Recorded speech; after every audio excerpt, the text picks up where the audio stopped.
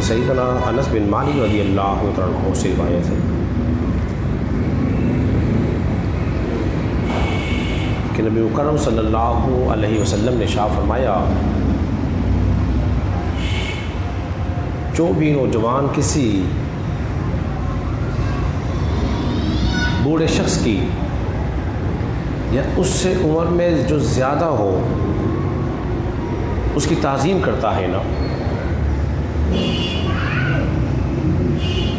تو اس کے لیے بھی اللہ تبارک و تعالیٰ ایک شخص کو پیدا فرما دیتا ہے جو اس کی تعظیم کرے گا۔ ذرا غور تو کیجئے، نبی پاک علیہ الصلوۃ والسلام کا ارشاد فرما رہے ہیں کہ جو شخص کسی بوڑھے کی عمر رسیدہ شخص کی تعظیم کرتا ہے، اس کا ادب کرتا ہے، اس کا احترام کرتا ہے اور کر رہا ہے،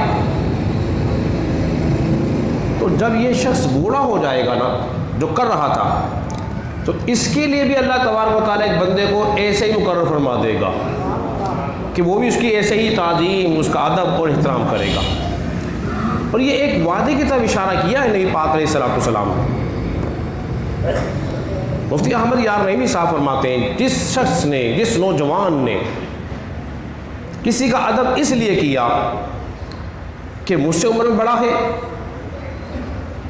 جب عمر میں بڑا ہے تو مجھ سے عمل میں بھی بڑا ہے، عمر میں بڑا ہے اور عمل میں بھی بڑا ہے،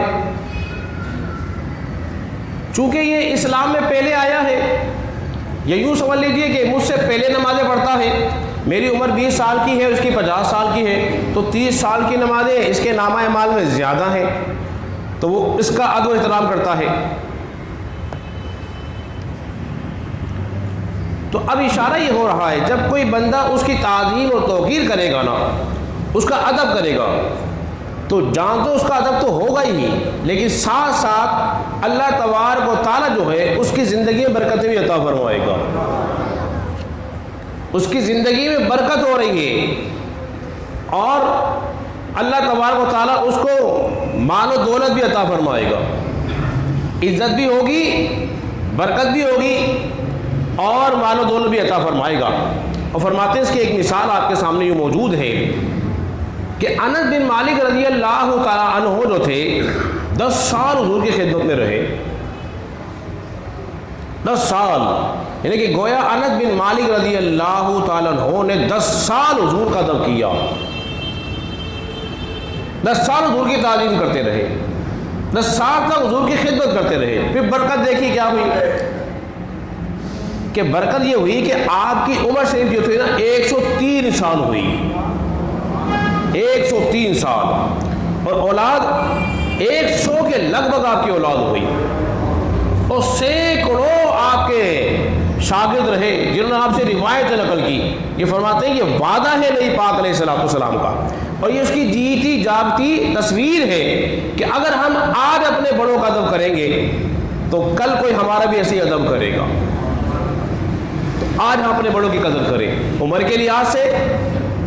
علم کے اعتبار سے،